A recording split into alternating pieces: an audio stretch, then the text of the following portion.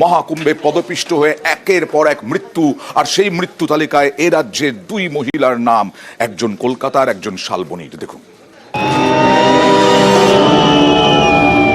মৌনী অমাবস্যায় মহাকুম্ভে বিপর্যয়, ব্যাপক হুড়োহুড়ি, ধাক্কাধাক্কি, পদপিষ্ট, বেশ কয়েকজনের মৃত্যু। এই তালিকায় পশ্চিমবঙ্গের দুজনই বৃদ্ধা। 60 বছরের বাসন্তী পোদ্দার আর 78 বছরের উর্মিলা ভূঁইয়া। গলফগ্রিন থানা এলাকার আজাদগড়ের কাছে অশ্বিনীনগর, এখানকারই বাসিন্দা বাসন্তী পোদ্দার। ছেলে, মেয়ে এবং দিদির সঙ্গে কুম্ভ মেলায় গিয়েছিলেন, সেখানেই পদপিষ্ট হয়ে মৃত্যু 60 বছরের বাসন্তী পোদ্দারের। 12:40-45 নাম্বার, ওখানে আমি ঘাট অব্দি পৌঁছে যাই, স্বাগতধাম ঘাট গেলো। হঠাৎ দেখি হাজার হাজার লোক একসাথে আসলো, পুরো চাপাচাপি করে চালু করলো। সেই টাইমটাতে পুলিশ একটাও নেই, কোনো ভলেন্টিয়ার ছিল না, সবাইকে ফেলে দিল। আমাদের মতন আরো কত লোককে ফেলেছে। আমাকে আধা ঘন্টা পরে তোলা হয়েছে, মাকে আরো 15 মিনিট পরে তোলা হয়েছে। এরকম মানে মায়ের ওপর আরো 3 জন রয়েছে, ওরকম ব্যাপার। আমার বড় ছেলে যাচ্ছে, আমার ছেলে যাচ্ছে, আমার মেয়ে যাচ্ছে। আচ্ছা, ওনারা সবাই ঠিক আছে?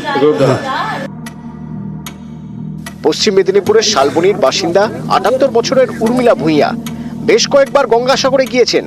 ইচ্ছে ছিল একবার অন্তত কুম্ভ মেলায় যাবেন।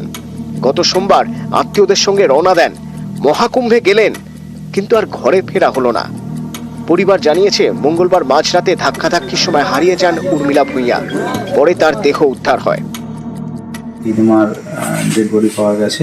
এই ভিড়ের মধ্যে সবাই হাতছাড়াছাড়ি হয়ে গেছিল, সেই জন্যই সবার একটা ধারণা যে হয়তো ওই ভিড়ের থেকে পদপিষ্ট হয়ে মারা গেছে। সবাই মিলে গেছে, এবারে কোন রকমের দল ছাড়াছাড়ি হয়ে গেছে, ঠেলাঠেলি এসে এখন এরকম মর্মান্তিক ঘটনা ঘটবে সেটা কি আমরা তো জানি না। এর আগে গঙ্গাসাগর টাগর বহুবার ঘুরে এসেছে, সুস্থ মানুষ চলাফেরা করতে পারে এরকম। মঙ্গলবার ছিল মৌনী অমাবস্যা, মহাকুম্ভে অমৃত স্নান, কোটি কোটি পুণ্যার্থীর ভিড়। সে সময় বিপত্তি, পদপিষ্ট। পুণ্য স্নান করতে গিয়ে প্রাণটাই চলে গেল। বৃহস্পতিবার সকালে শালবনীতে উর্মিলা ভূঁইয়ার বাড়িতে যান মেদিনীপুরের তৃণমূল বিধায়ক সুজয় হাজরা। কলকাতায় বাসন্তী পোদ্দারের বাড়িতে যান টালিগঞ্জের বিধায়ক তথা রাজ্যের মন্ত্রী অরূপ বিশ্বাস। সব ডেথ শিটটা মেনশন করতে হয়, পোস্টমর্টম করতে হয়, ডেথ সার্টিফিকেট দিতে হয়, কোনোটাই কিছু নেই। মানে কেন, কিসের জন্য? জাস্ট কত তাড়াতাড়ি লুকোনো যায়, তাড়াতাড়ি বডিগুলোকে পার করে দেওয়া যায়, তার একটা প্রবণতা। এত হাইটেক, হাজার হাজার কোটি টাকা খরচা, এত মিডিয়া প্রচার, কি হলো? ওরা সর্বক্ষেত্রেই ব্যর্থ। নিউজ 18 বাংলা। শুধু দুজনের মৃত্যু নয়, এখনো একাধিক এই বাংলার মানুষ তারা নিখোঁজ। মহাকুম্ভের মহাবিপর্যয়ে কারা কারা নিখোঁজ সেই তালিকা তুলে ধরবো এই মুহূর্তে। কোথাকার বাসিন্দা তারা দেখুন, মহেন্দ্র বর্মন মাথাভাঙার বাসিন্দা, কুম্ভ মেলায় নিখোঁজ। এছাড়াও কুম্ভ মেলায় নিখোঁজ সুনীতি মল্লিক, চাকুলিয়ার বাসিন্দা। অর্চনা মাইতি তমলুকের বাসিন্দা, কুম্ভ মেলায় নিখোঁজ। অনিতা ঘোষ মালদার বাসিন্দা, এখনো খোঁজ পাওয়া যায়নি তার। দর্শনা দেবী বানসাল শিলিগুড়ির বাসিন্দা, তাঁরও খোঁজ মেলেনি এখনো। প্রণব জানা পূর্ব মেদিনীপুরের কাঁথির বাসিন্দা, তিনিও এখনো নিখোঁজ।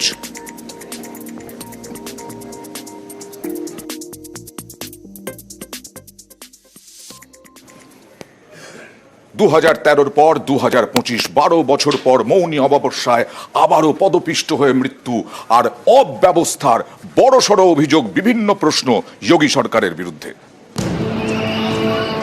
মঙ্গলবার মাঝরাতে মহাকুম্ভে বিপর্যয়, পদপিষ্ট হয়ে একের পর এক পুণ্যার্থীর মৃত্যু। পুণ্য করতে গিয়ে প্রাণটাই চলে গেল। এর দায় কার? অনেকেই আঙুল তুলছে যোগী প্রশাসনের দিকে। গাফিলতি, অব্যবস্থার নানা অভিযোগ। অবস্থা খারাপ বলেই তো এই জায়গায় তো গেছে, নালে এরকম যখন আমি তোমায় নিতে পারবো সেই বর্জনটা ধরে রাখতে হবে। তো তোমায় যখন আমি নিতে পারবো না সেরকম মুখে বলে তো কোনো কাজ করে লাভ নেই। সঙ্গমে স্নান করতে নামার আগে থেকে ওখানে লড়াই মোটরটা স্টার্টিং হয়ে গেছে। একটু পা ফেলার পর আপনি আর পিছিয়েও আসতে পারবেন না, ভিতরেও যেতে পারবেন না। ব্যাগপত্র পায়ে জড়িয়ে যাওয়ার জন্য বারবার আমরা পড়ে যাচ্ছি, কেউ বাঁচার জন্য আমাদের উপরে উঠে যাচ্ছে, এইরকম ভাবে একটা পরিস্থিতি সৃষ্টি হয়। আমার পা ভীষণ ভাবে এখনো ক্র্যাক। আমি কোনোভাবে ওনার কাছে ওষুধ চেয়েছি, ওষুধ দেয়নি। আমাদের যখন 6 জন হারিয়ে গেছে তাহলে অ্যানাউন্সমেন্ট করুন, সবাই বলছে, তো কারো কথাই শুনছে না, বলছে ভোর 5টার সময় এগুলো করা হবে। উত্তরপ্রদেশের প্রয়াগরাজে গঙ্গা, যমুনা এবং সরস্বতীর সঙ্গম। এখানেই হয় কুম্ভ মেলা। পুণ্য অর্জনে নদীতে ডুব দেন পুণ্যার্থীরা। 3 নদীর পাড়ে 5টি ঘাটে স্নান করেন পুণ্যার্থীরা: মাহেওয়া, নৌকায়ন, সরস্বতী, কিলা এবং জ্ঞানগঙ্গা। অভিযোগ, ঘাটগুলিতে যাওয়ার জন্য রাস্তায় ঠিকমতো দিক নির্দেশ করা ছিল না। নৌকায়ন এবং সরস্বতী ঘাটের রাস্তায় ভিড় নিয়ন্ত্রণে উপযুক্ত ব্যবস্থা ছিল না। যমুনা নদীর ওপরে বেশ কয়েকটি ব্রিজ বন্ধ ছিল। এও অভিযোগ, শুরু থেকেই উত্তরপ্রদেশ পুলিশ ভিআইপিদের বেশি গুরুত্ব দিচ্ছিল। অনেকেরই দাবি, এসবের জেরেই পদপিষ্টের মতো ঘটনা রোখা যায়নি, যার জেরে অনেক পুণ্যার্থীর প্রাণ চলে গেল। আর এখন যোগী প্রশাসন ভিআইপি মুভমেন্ট বন্ধের কথা বলছে। देखिए, जो आगामी बसंत पंचमी का मुख्य स्नान पर्व है, उसके लिए हम लोग तैयारी कर रहे हैं। फिलहाल अभी सुबह हम लोगों ने सारे पुल खुलवाए हैं, भीड़ का प्रेशर कम हो गया इसलिए। लेकिन बसंत पंचमी से पहले अगेन जो हमारे हमें जोनल प्लान लागू करने के लिए जैसे पुल बंद कराने होते हैं, खुलवाने होते हैं, उसी अनुसार करवाएंगे। ऑलरेडी हम लोगों ने 3 तारीख को भी कोई वीआईपी मूवमेंट अलाउ नहीं होगा। বৃহস্পতিবার সকালে মহাকুম্ভে ভিড় নিয়ন্ত্রণে ভিআইপিদের দাপাদাপি নেই। এ নিয়ে অনেকেরই প্রশ্ন, এই তৎপরতা আগে কেন দেখা গেল না? এই প্রশ্ন উঠছে। মৌনী অমাবস্যায় কত ভিড় হবে সেটা কি আঁচ করতে পারেনি যোগীর পুলিশ? মহাকুম্ভের মতো মেলায় কোটি কোটি পুণ্যার্থীর ভিড়। এই বিপুল ভিড় সামাল দেওয়ার প্রশিক্ষণ বা দক্ষতা কি উত্তরপ্রদেশ পুলিশের আছে? মহাকুম্ভ নিয়ে অনেক আগে থেকেই প্রচার শুরু করে যোগী সরকার। এখানেই প্রশ্ন, এতদিন আগে থেকে প্রস্তুতির পরেও কেন নিরাপত্তা নিশ্চিত করা গেল না? কেন ক্যাম্পে আগুন? কেন পদপিষ্ট হয়ে মৃত্যু? প্রচারে বলা হলো বিশ্বমানের মেলা, বিদেশি পুণ্যার্থীদের ভিড়, কিন্তু প্রশ্নটা হলো, বিশ্বমানের নিরাপত্তা ব্যবস্থা কি ছিল? 1 लाख लोग मेरे साथ गए संगम में, 99,000 लोग रिटर्न हुए मेरे साथ, इसलिए कि वो मर जाएंगे। इधर से आदमी जा रहे हैं, उधर से आदमी आ रहे हैं। हम लोग आए 8-9 लोग आए हैं, 8-9 में से 5 बंदे गायब हो गए संगम में। और मैं गारंटी दे रहा हूँ, जितने लोग जा रहे हैं हर बंदे का आदमी खोएगा। वहाँ कोई व्यवस्था नहीं। क्या व्यवस्था है भाई? বেশিরভাগ পুণ্যার্থীদেরই লক্ষ্য ছিল সঙ্গম ঘাটে স্নান। মঙ্গলবার মাঝরাতে সেখানে সাধুরা স্নান করছিলেন। এমন সময় ব্যারিকেড ভেঙে ঢুকে যায় পুণ্যার্থীরা। ভিড়ের চাপ সামলানো যায়নি। বিপর্যয়ের পর সঙ্গম ঘাটে পুণ্য স্নান বন্ধ করে দেয় পুলিশ। অনেকেই বলছেন, এই পদক্ষেপ মঙ্গলবার রাতে করতে পারত, ভিড়কে অন্য ঘাটের দিকে ঘুরিয়ে দিতে পারত, তাহলে হয়তো এরকম দুর্ঘটনা এড়ানো যেত। অনেকের এও প্রশ্ন, পুণ্যার্থীদের ভিড়ের চাপে যে ব্যারিকেড ভেঙে যেতে পারে, সেটাও কেন পুলিশ আঁচ করতে পারল না? মহাকুম্ভে বিপর্যয়ের জল গড়িয়েছে সুপ্রিম কোর্টে। পদপিষ্টের মতো ঘটনা ঠেকাতে গাইডলাইন তৈরির দাবি তুলে দায়ের হয়েছে জনস্বার্থ মামলা। নিউজ 18 বাংলা। মহাকুম্ভে মহা বিপর্যয় নিয়ে এখন ব্যাপক শোরগোল চলছে, আর সেই শোরগোলের মধ্যেই বিজেপির বিরুদ্ধে সুর চড়াচ্ছে উত্তরপ্রদেশের যোগী আদিত্যনাথ সরকারের বিরুদ্ধে সুর চড়াচ্ছে বিরোধীরা, আর বিজেপি তাতে পাল্টা তোপ।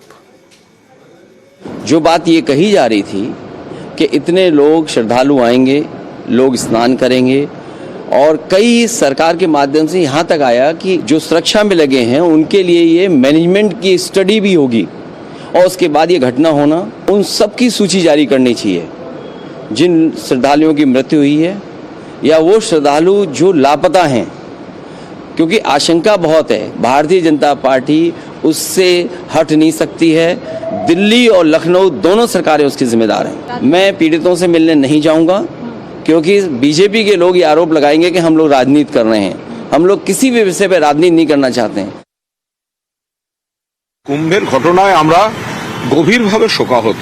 এই যে একটা দেশব্যাপী প্রচার, একটা হাইপ তোলা হলো, লোককে ডেকে আনা হলো, ওরা তো জানতেন যে বিপুল সংখ্যক মানুষ আসবেন, তো তার প্রপার প্ল্যানিং, পরিকাঠামো, ক্রাইসিস ম্যানেজমেন্ট, নজরদারি তো কিছুই ছিল না। সেই কারণেই তো এই ঘটনাটা ঘটলো। আমাদের গঙ্গাসাগর দেখুন, 3.5 কিলোমিটার জলপথ, নদীপথে যেতে হয়, ওখানে তো সবটা সড়ক পথে। ওখানে কয়েক হাজার কোটি টাকা কেন্দ্র দেয় পরিকাঠামো তৈরি করতে, এখানে 1 পয়সা দেয় না। তো সেই জায়গায় কুম্ভে এই যে এটা এত বড় একটা ব্যর্থতা, দায়িত্ব তো নিতে হবে ওখানকার সরকারকে। যে শহরের ক্যাপাসিটি 90 লক্ষ, সেখানে 40 কোটির বেশি মানুষ যদি পৌঁছে যায় তাহলে দু একটা বিচ্যুতি হতে পারে, কিন্তু এটা কি কোনো সরকারের উপরে চাপিয়ে দেওয়া যায়? আমি মৃত্যু নিয়ে রাজনীতি করব? মানুষ তাদের উন্মাদনা নিয়ে, তাদের ধর্মীয় ভাবাবেগ নিয়ে, তাদের উচ্ছ্বাস নিয়ে 144 বছরের একটা মুহূর্তকে দেহে মনে মেখে নেবার জন্য সেখানে পৌঁছেছে। তাহলে ওই যে দণ্ড উৎসব পানিহাটিতে, চিড়ের বেলাতে যে পদপিষ্ট হয়ে কয়েকজন মানুষ মারা গেলেন, সংখ্যাটা বলা হলো না, সেটা হয়েছিল তো তৃণমূল কংগ্রেসের একজন নেতার হঠাৎ উপস্থিতি এবং তারপরে তার কর্মীদের নৃত্যের কারণে। राजनीति करने का टाइम भी नहीं है।